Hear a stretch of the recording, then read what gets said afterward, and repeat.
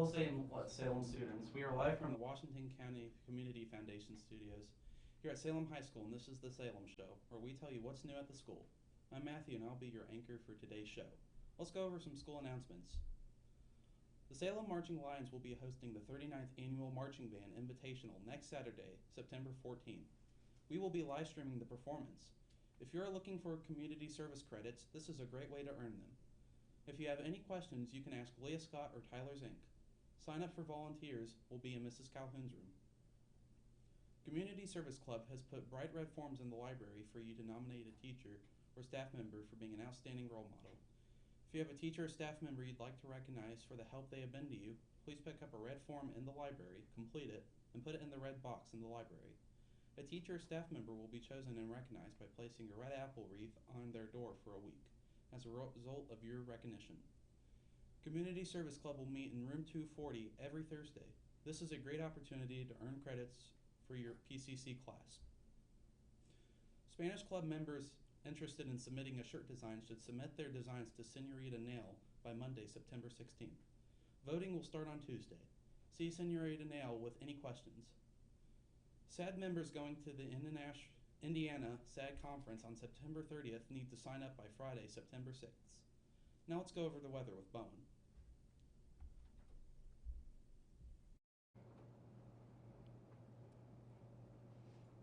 Thanks, Matthew. Now, on Friday, there'll be a high of 91 and a low of 60 with a rainy sky. On Saturday, it will be partly cloudy with a high of 83 and a low of 60. And on Sunday, it will be a high of 90 and a low of 67, fully sunny. Now for our weekly forecast. On Monday, it will be mostly sunny with a high of 91 and a low of 66. On Tuesday, it will be partly cloudy with a high of 88 and a low of 62. On Wednesday and Thursday, it will be completely sunny with a high of 89 and a low of 65 on Wednesday. And on Thursday, a high of 88 and a low of 66. And on Friday, it will be partly cloudy with a high of 84 and a low of 62.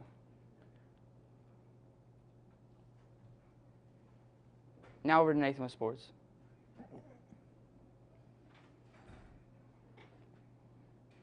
Thanks, Bowen.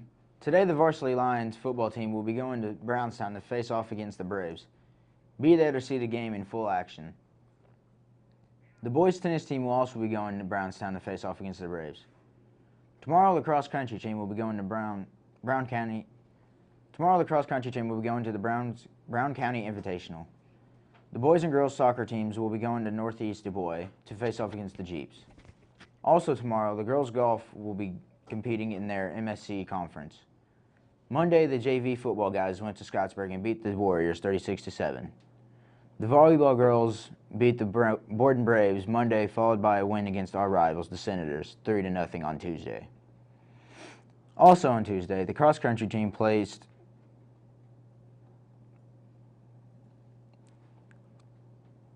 the girls soccer team beat the Warriors 3-2 at home.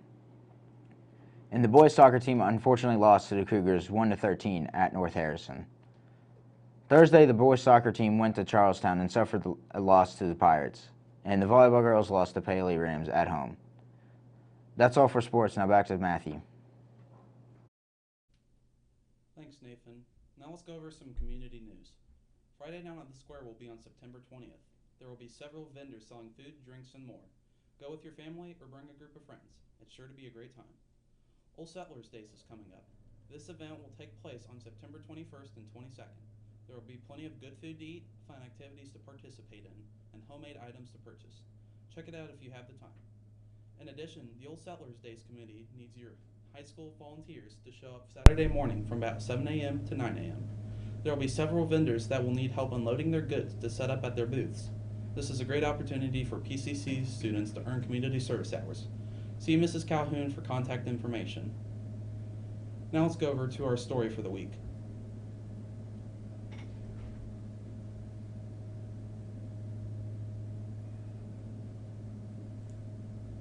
Connie West, co-owner of an alien-themed motel in the tiny U.S. desert outpost of Rachel, Nevada, believes they are coming no matter what. Not aliens, but alien hunters. A whimsical invitation on Facebook has urged UFO enthusiasts to gather on September 20th and storm near Area 51, a U.S. military base long rumored to house extraterrestrials and spaceships. More than 2 million Facebook users have said they plan to go. Residents of Rachel, a 150-mile or 240-kilometer drive from Las Vegas and home to roughly 50 people, are split on how to respond. Some sternly warned the public to stay away, fearing large crowds will overwhelm a town with no gas station or grocery store. Others, including West, believe that the best course is to welcome them with a music festival dubbed Alien Stock. We're trying to figure out how to make this a positive from an absolute negative, West said in an interview. You can fight it, but it's coming. West, with her mother, runs Rachel's only business, the Little Outlet Inn Motel and Restaurant, and was inundated with phone calls as soon as the Facebook post appeared. She estimates at least 30,000 people will arrive on September 20th, and she's scrambling and ordered enough portable toilets. As of mid-August, she has secured 30. Area 51 was shrouded in secrecy for decades, stroking conspiracy theories that it housed alien bodies in a crashed spaceship from Roswell, New Mexico. The U.S. government did not confirm the base existed until 2013, when it released CIA archives saying the site was used to test top-security secret spy planes. The documents made no mention of little green men or flying saucers, but that did not end suspicion. Just remember that if you try to raid Area 51, the government will meet you with severe force. So we here at the Salem Show would suggest if you go, just visit the shops, but leave the military installation out of it. Thanks to Reuters for the story. And that will wrap up today's show. If you enjoyed a certain part or have suggestions, let us know on the YouTube video comment section, fill out the Google form on the 411 Classroom, or just tell one of the crew members. Thanks for watching, and stay tuned for a short video commemorating the 18th anniversary of 9/11. We will see you next week for a brand new episode of The Salem Show. Have a great day, everybody. 6 a.m. on September 11th, the first hijacked plane slammed through floors 93 to 98 of the North Tower with the force equal to 240 tons of TNT. Battalion Chief Joseph Pfeiffer watched the crash from another scene. He immediately called for a second alarm and went en route. On his way there, he called for the third alarm. Chief Joseph Pfeiffer was 12 blocks away and made it to the tower in a record 4-minute time. Arriving at 8:50 a.m., he established working command and found multiple people with burns in the lobby.